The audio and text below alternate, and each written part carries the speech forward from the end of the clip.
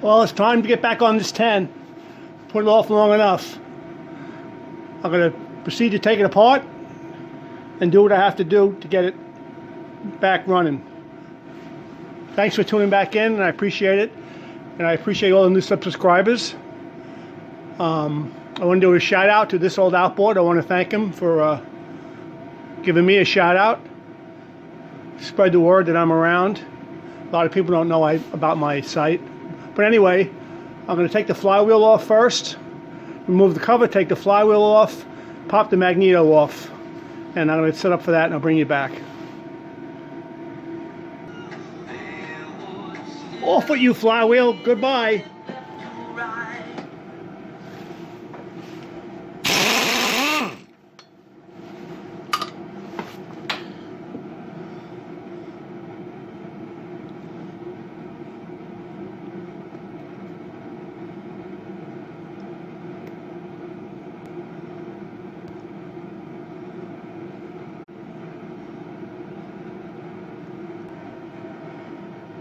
Off with the crazy flywheel.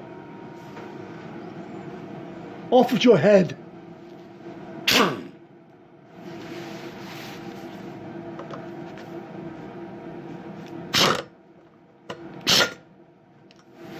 Boy, that was easy. As you know, they're not always that easy. I might have had this off last year, I don't remember, so it's possible. I have plenty of videos on YouTube how to pull the flywheels. I use harmonic balancer puller because they're cheap, good grade bolt, 1/2 inch threads into the flywheel, at least a 1/2 inch. Don't go too far, but just a 1/2 inch. And then just sock it down and pop it up. Sometimes a little heat and the flywheel is off.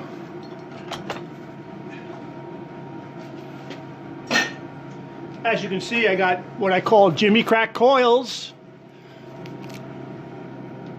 In my old house, I had 2 5-gallon buckets full of these things from motors I took apart through the years. So you'll see this many times. First thing you do when you get an old motor, I would do. Again, it's just a tip, not a how-to video. Pop the flywheel off, or take this little cover and inspect it without taking the flywheel off. You can see it. If the motor turns, you can see both coils. And just change the coils to go through that procedure. So now I'm going to take the magneto off. And a couple other things. I'll pop off the air silencer and some brackets. And pretty much I'm just going to paint this block. That's all I'm going to do is prep it and paint it. I'll get you back.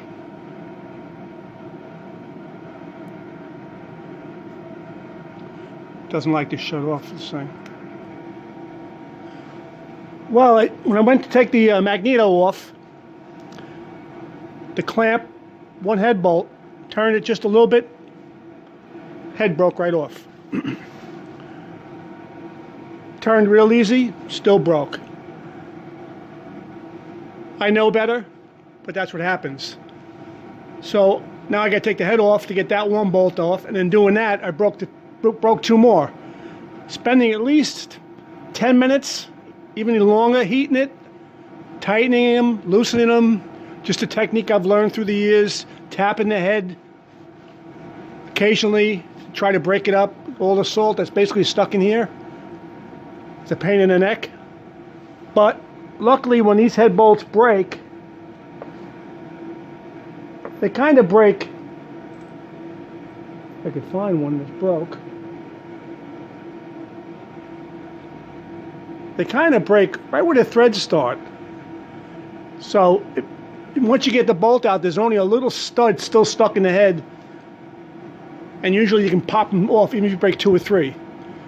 But again, I really try hard not to break any, just for that reason. Sometimes if they break off flush, not too much on these 10 horses, but the 18s and the 25s with the 5/16 bolts, if they break off flush in 2 or 3 locations, they'll have a dickens of a time to get the head off. But luckily with these 10s, the 1/4 20 bolts, they break off right where the threads start, so you only got about a 1/2 inch or so, even less, into the head. So usually you can pop them right off.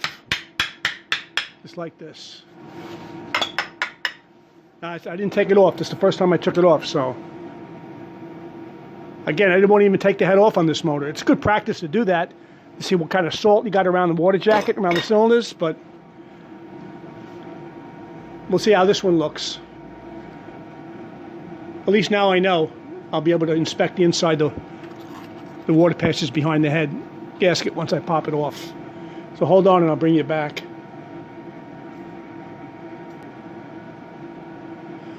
Well, the water jacket doesn't look bad. Again, I did not want to take this head off. I was just going to paint the whole thing and put it right back together. But at least now I can inspect the cylinders and get more of a confirmation on how the internals are from a visual once the head's off. And you can see, like I said, there is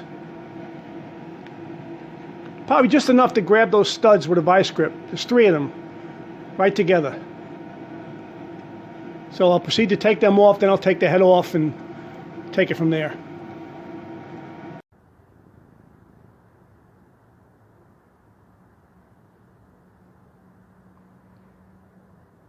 Well, almost looks like deja vu from the 56 Johnson. Got these parts sandblasted for the 1958 10 I'm building from junk parts. Here's the power head all primed.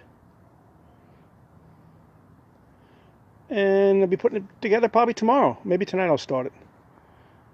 I did the magneto already. I changed the coils, cleaned the points, cleaned it all up. I had to add 2 wires for the cutout button in 1957, which was, this power head was originally. They did not have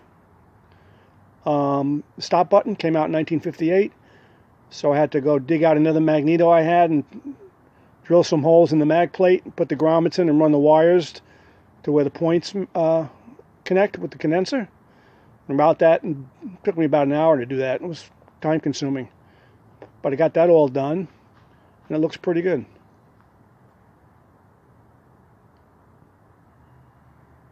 Here's the magneto. 2 good used coils, all cleaned up.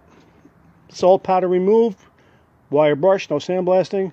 Cleaned up all the brass parts, including the cam. So that's done. I'll move on to the next step. We'll get ready to paint the parts for the 1958 10. It's in the low 50s today. It's cloudy in New York here. But what I'm going to do is just preheat the parts a little bit with my hairdryer. Just so it's, I took the parts, I had them down in my furnace, by my furnace in the boiler room, so I don't want the metal to be too cold.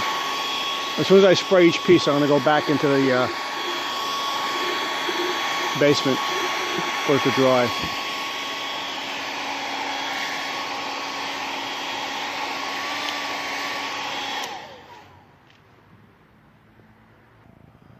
So I'll spray one piece and pretty much exactly what I did on the 56 Johnson in my last video. I got this paint, you can't see the label too well, but it's Commodore Blue. I bought it from the same company. They changed the name from Repro Tint out of Toledo, Ohio, and now they're called Vintage Outboard Motor Paint, but it's the same company.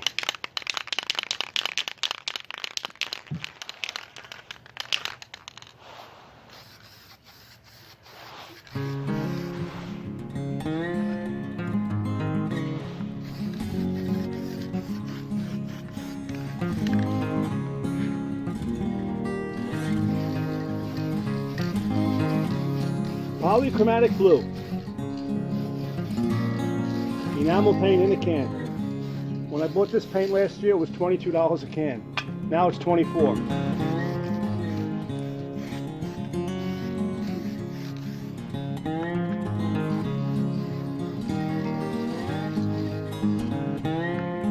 And that's where I'll continue on the other pieces and move on.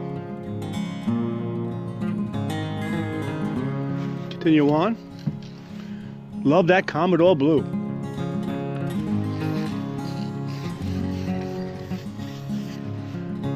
I grab it where the rubbers go.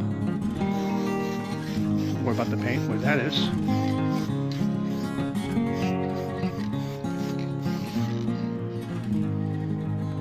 Mind you, you can hang this stuff up by a wire, but I'm too lazy. And I'll continue on doing the recoil, then I'll show you when I get to the block.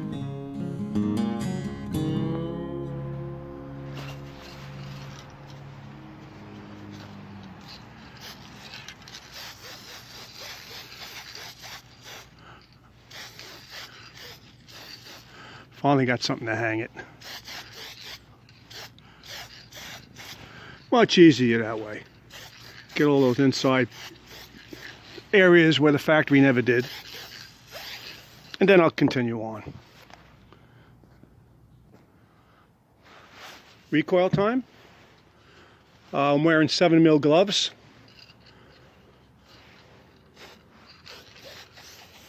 I just cleaned the nozzle, so I hope it sprays okay. Spitting a little bit.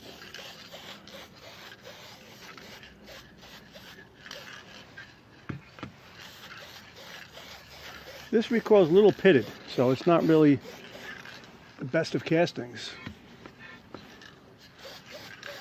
Just going to load it up with paint. So. And then I'll go back and I'll show you the block when I get done with the block.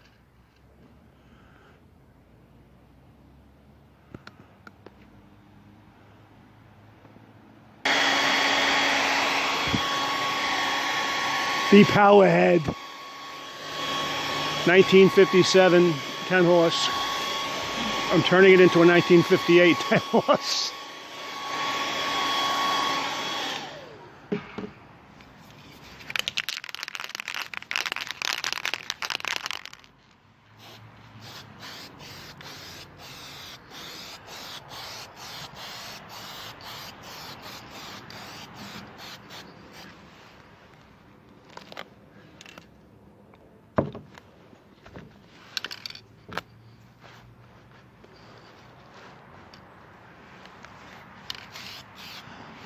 How is it on the camera? There's a little bit off camera here.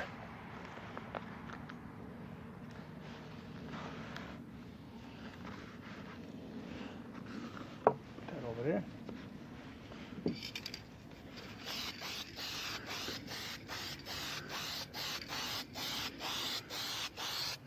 I got the Welch plug taped off.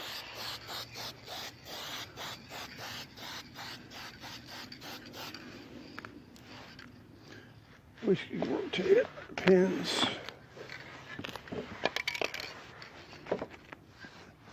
A little unorganized, but what the heck.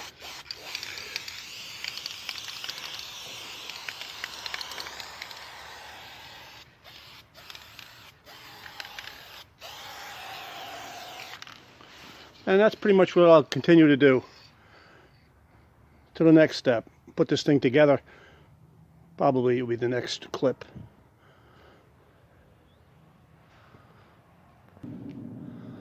Finished powerhead. 2 coats. Commodore Blue, 1958.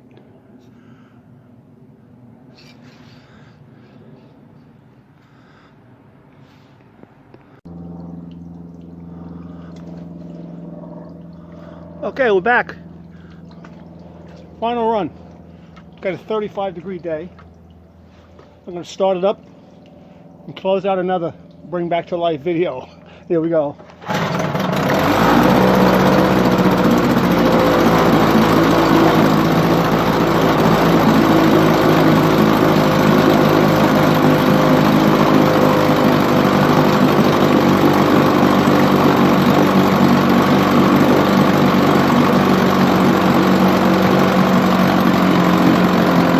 She needs a water pump.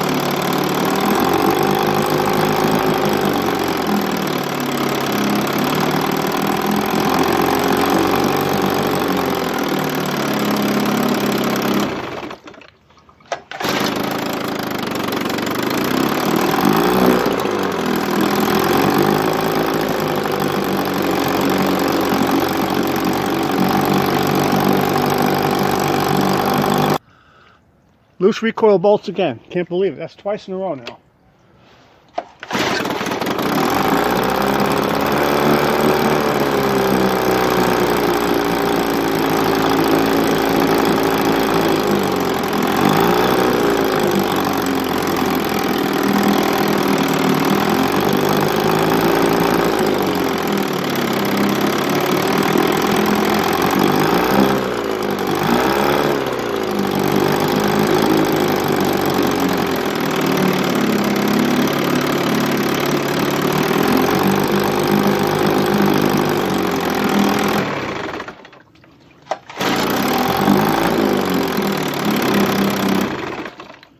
Well, that's about all she wrote.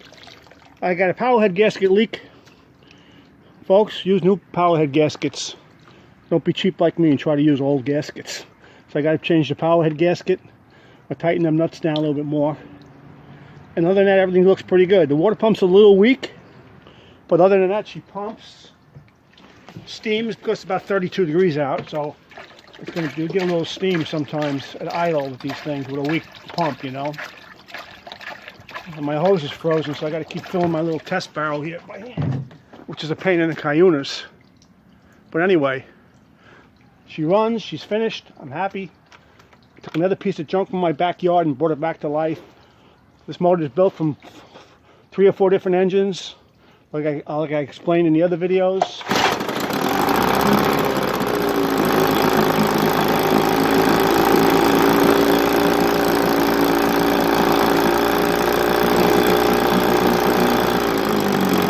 In here just a little bit. Yes.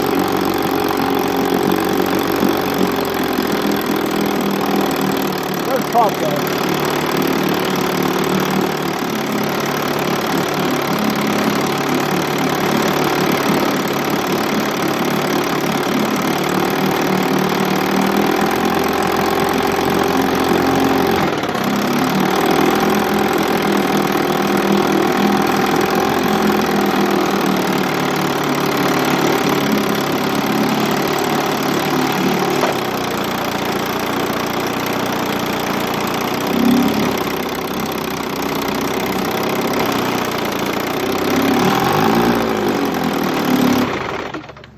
About all she wrote. I appreciate you guys following me on this, babe. I'm gonna pick out another one out of the pile and work it from there for my next project. I haven't decided what, but I got plenty to pick from. She's all painted.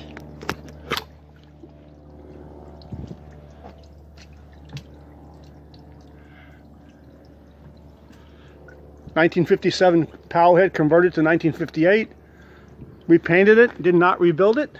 Rebuilt the carburetor, which I didn't show, which was very easy. But I repainted the block, the brackets that hold the recoil plate itself, and the air silencer. Commodore blue, which is the original color. And I even preserved the Welch plug so you can still read it.